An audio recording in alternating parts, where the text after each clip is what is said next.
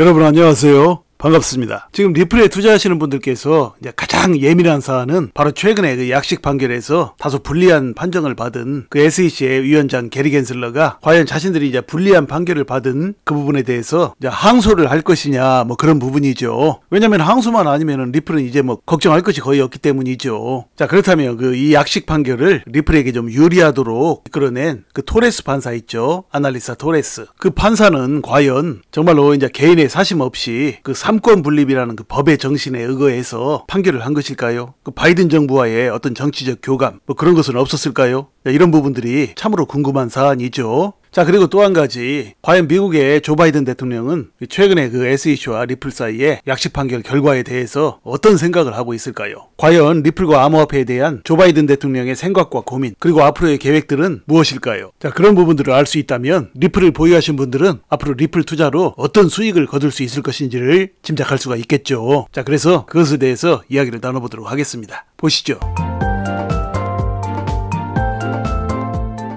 자, 그러면 과연 SEC가 앞으로 항소를 할 것이냐, 그것에 대해서 이제 먼저 알아보죠. 보시면 게리 겐슬러 SEC 위원장 리플 항소 여부 및 일정 답변 거부 뭐 이런 내용이 있어요. 뭐 이것은 뭐 여러분도 알고 계시죠. 일전에 그 약식 소송 판결이 나고 나서 SEC에게 이제 좋은 쪽으로 판결이 났죠. 그리고 나서 SEC의 게리 겐슬러가 뭐 침묵하고 또 답변을 거부하고 뭐 그런 적이 있었어요. 그런데 또 이제 SEC 위원장이 게리 겐슬러는 몇 달 전에 그런 말을 했었죠. 암호화폐 기업과 소송에서 패소한 적이 없다라고 하면서 만약에 이제 진행 중인 소송에서 SEC가 패소한다면 곧장 항소할 것이다 라고 말한 적이 있어요. 그리고 나서 이제 최근에 이제 약식 판결을 하고 나서는 묵묵부답이었죠. 자, 그런데 말이죠. 그러다가 또 이 게리 겐슬러가 최근에 또 이런 말을 했어요. 자, 보시면 리플 타격에도 SEC 위원장 의회에 예산 증액 요청, 서부 개척지 같은 암호화폐 시장 다뤄야 뭐 이런 내용이 있어요. 자, 그러니까 뭐 소송 판결 이후에 뭐 기자들이 이것저것 물어봐도 이제 답변도 거부하던 이 게리 겐슬러가 또 최근에 그 의회에 나가서 이제 예산 증액을 요청했죠. 그 SEC의 예산이요. 근데 예산을 증액하는 그 이유가 서부 개척지 같은 암호화폐 시장을 다뤄야 한다면서 지금 다시금 이제 암호화폐 시장에 불안감을 조성하고 있죠. 그 예산 증액 이유 중에 하나가 이 불법이 만연한 암호화폐 시장 상황을 해결해야 한다. 뭐 그런 취지로 지금 이렇게 얘기를 한 거예요. 그러니까 돈이 필요하다 이거죠. 암호화폐 얘네들 두들겨 잡으려면 돈이 많이 필요하니까 이제 예산을 더 달라는 거예요. 자, 그런데 뭐 각 부처별로 뭐 예산 늘려달라고 하는 것이야 뭐 다들 그렇게 하죠. 뭐 일반 회사건 그 공무원들이건 다들 뭐 자기 부처 이제 예산 늘려달라고 안 하는 곳이 없죠. 돈 더 달라고 하는 것은 인간의 본능이죠. 뭐 자식들도 어릴 때 부모님한테 용돈 올려달라고 그러기도 하죠. 자, 그래서 말이죠. 이제 SEC의 게리 겐슬러가 하는 이런 말과 행동들은 제가 보기에는 별 신경 쓸 것이 없다고 생각을 합니다. 이미 사안은 끝났죠. 이미 사안은 끝났고 지금은 이제 SEC가 최근에 소송 판결 이전처럼 무작정 이 암호화폐 산업을 두들겨 잡을 수 있는 그런 상황이 아니죠. 이제 민심이 어느 정도 돌아섰어요. 그러니까 쉽게 말하면 대세의 흐름이 이제 게리 겐슬러의 편이 아니라는 것이죠. 저의 개인적인 관점으로는 그러니까 이제 SEC 입장에서 판을 뒤집기가 쉽지가 않은 그런 상황이라는 얘기죠. 그 이유는 며칠 전에도 이제 제 영상에서 말씀을 드렸듯이 이미 미국의 이제 그 암호화폐 투자자들 및 전 세계의 투자자들이 리플에게 이제 힘이 실린 이 소송 판결에 환호하고 있죠. 그래서 이제 이 소송 문제가 이제 원만하게 해결이 될 것이라고 다들 이제 짐작을 하고 있죠. 그렇게 희망을 가지고 있어요. 분위기가 그런 식으로 가고 있죠. 자, 그런 상태에서 만약에 이제 이 SEC가 이제 항소를 하거나 이제 그런 상황이 발생하게 되면 미국 정부는 엄청난 부담을 떠안게 되죠. 그러니까 이제 전 세계 사람들은 물론이고 이제 미국 시민들마저도 SEC가 이제 항소를 해가지고 문제를 이제 더욱더 복잡하게 만들어 나가는 그거에 이제 신물이 날 정도로 피곤해하고 있죠. 자, 그렇게 이제 무리수를 두어가면서까지 이제 항소를 하게 되면 이 바이든 정부에 이제 어떤 해가 될지를 미국 정부는 아주 잘 알고 있을 것입니다. 그리고 또 한 가지는 최근에 이제 이 소송 판결을 한 토레스 판사가 소송 판결권을 이제 바로 상급법원에 올렸죠. 그리고 이제 권한을 다른 치안판사에게 이제 위임을 했었죠. 그리고 그 즉시 이제 그 치안판사는 리플과 SEC의 합의 회의 일정 조율을 명령했어요. 며칠 전에 그렇게 했죠. 자, 이런 상태에서 만약에 SEC가 기필코 이제 항소를 하고 나온다면 그 항소심에서 SEC가 이제 승소할 가능성보다는 이제 패소할 가능성이 굉장히 높아지죠. 자, 그런 상황에서 이제 SEC가 그 항소를 했을 때 이제 항소심에서도 만약에 SEC가 이제 패배하게 되면 다시금 SEC가 이제 그 대법원 대법원에 상고를 하겠죠. 자, 그래서 이제 일전에도 말씀드렸듯이 1심과 2심에서 연달아 패소한 사안을 놓고 이제 상고를 했을 때, 대법원에 상고를 했을 때 그것이 이제 기각될 가능성이 굉장히 많다고 그랬죠. 설령 이제 그것이 받아들여진다고 해도 뭐 불과 4, 5개월 안에 대법원에서는 이제 1심과 2심에서 이제 판결했던 그 내용과 같은 판결을 할 가능성이 굉장히 높다고 일전에도 말씀을 드렸습니다. 그리고 이제 무엇보다도 SEC가 이 사안을 항소하기가 힘든 이유는, 만약에 이제 항소를 해가지고 SEC가 또 패배를 하게 되면 SEC와 미국 정부 입장에서는 지금 암호화폐 산업에서 일어나는 모든 사안들을 컨트롤할 방법이 사라져 버리죠. 그러니까 한마디로 이제 신뢰를 잃는다는 것이죠. 정부와 SEC가 말이죠. 그럼 이제 앞으로 SEC가 어떤 작은 사안이라도 이제 암호화폐 산업에 제재를 가하려는 순간에도 그 약발이 먹히지를 않게 되죠. 이제 그것을 이제 SEC 측에서는 지금 두려워하고 있는 것이죠. 자, 그러나 또 이제 어떤 돌발 상황이 있을지는 모르니까 또 한번 상황을 이제 지켜보긴 봐야겠죠. 자, 그 다음을 보시면, 자, 그렇다면 이 약식 판결을 리플에게 좀 유리하도록 이끌어낸 그 토레스 판사 있죠. 아날리사 토레스. 그 판사는 과연 정말로 이제 개인의 사심 없이 그 삼권 분립이라는 그 법의 정신에 의거해서 판결을 한 것일까요? 그 바이든 정부와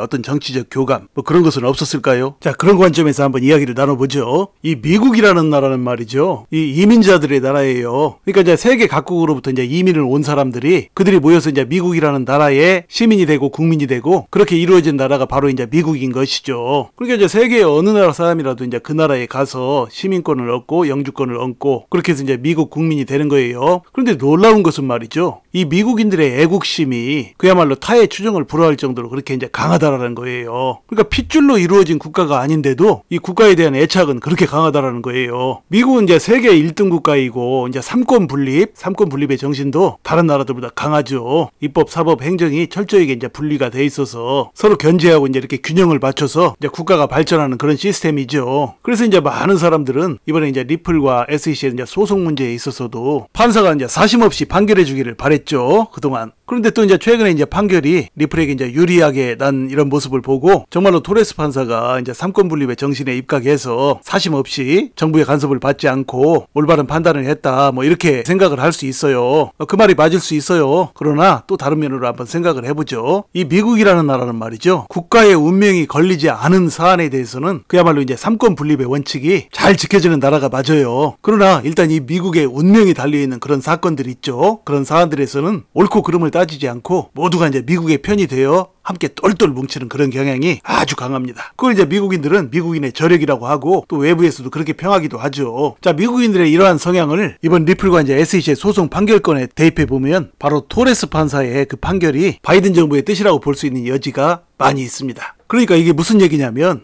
만일 바이든 정부가 이제 이 암호화폐 산업을 미국에서 이제 다 몰아내고 또 리플이든 뭐 코인베이스든 여타 많은 그 코인 관련 업체들을 무작정 뭐 제재 일변도로만 할 작정이었다면 이번에 토레스 판사가 그런 판결을 하지 않았겠죠. SEC를 승소하게 만들고 리플을 패소시켰겠죠. 그러나 그와는 사뭇 다른 결과가 나왔어요. 물론 SEC가 다 패소한 건 아니지만 리플에게 이제 상당히 유리한 결과가 나왔죠. 이것은 무엇을 말해줍니까? 일전에도 제가 이제 여러분 강의에서 말씀드렸듯이 미국 정부는 결코 이 암호화폐 산업을 허투루 보지 않고 있다라는 반증이죠. 그러니까 앞으로 이제 인류 사회에 엄청난 큰 먹거리가 될 만한 이 암호화폐 산업을 미국 정부가 결코 놓으려고 하지 않는다라는 얘기죠. 그러니까 이것은 무엇과 관련이 되어 있냐면, 최근에 제가 말씀드렸던 그 바이낸스 죽이기 있죠. 중국 업체 바이낸스 죽이기.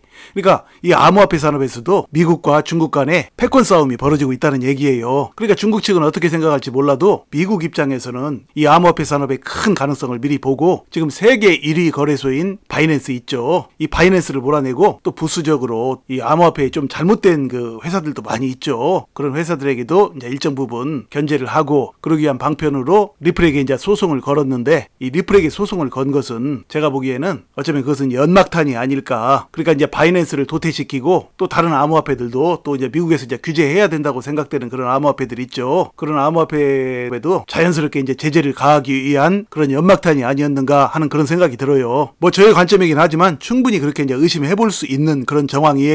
자, 그래서 이 토레스 판사도 물론 양심적인 판사이겠죠. 평소에는 양심적인 판사이겠지만 이 미국의 운명이 걸려있는 이 사안에서는 대해서는 바이든 정부와 깊은 교감을 하지 않았을까 하는 것이 저의 관점입니다. 자, 그러니까 이제 결론적으로 이제 바이든 대통령의 생각은 결국에는 이 리플을 미국 내에서는 물론이고 전 세계적으로 크게 띄워줌으로써 전 세계는 물론이고 미국인들의 환심을 얻고 그로 인해서 이제 내년 대선에서 유리한 고지를 점령하겠죠. 그렇게 이제 유리한 고지를 점령하고 실질적으로는 이 암호화폐 산업에서도 미국이 이제 전 세계의 1등 패권을 거머쥐려는 그런 전략일 가능성이 굉장히 크다는 것이 저의 관점입니다. 자, 어디까지나 이것은 이제 저의 관점이고 또 앞으로 이제 리플과 관련한 여러 가지 이제 사안들은 좀 더 이제 지켜보면서 우리가 이제 판단을 해야 되겠죠. 자, 그래서 일단은 말이죠. 이 리플에 투자하시는 분들에게는 투자하는데 이제 별다른 큰 걱정은 없어요. 자, 그래서 이제 차분히 여러분께서 이제 지혜롭게 투자를 하시면 여러분께서 이제 앞으로 리플 투자로 여러분의 인생을 바꿀 만한 엄청난 수익을 거두게 될 것이라는 것이 저의 관점입니다. 자, 이야기를 마칩니다. 여러분 시청해 주셔서 감사드리고요. 항상 건강하시고 행복하세요. 감사합니다.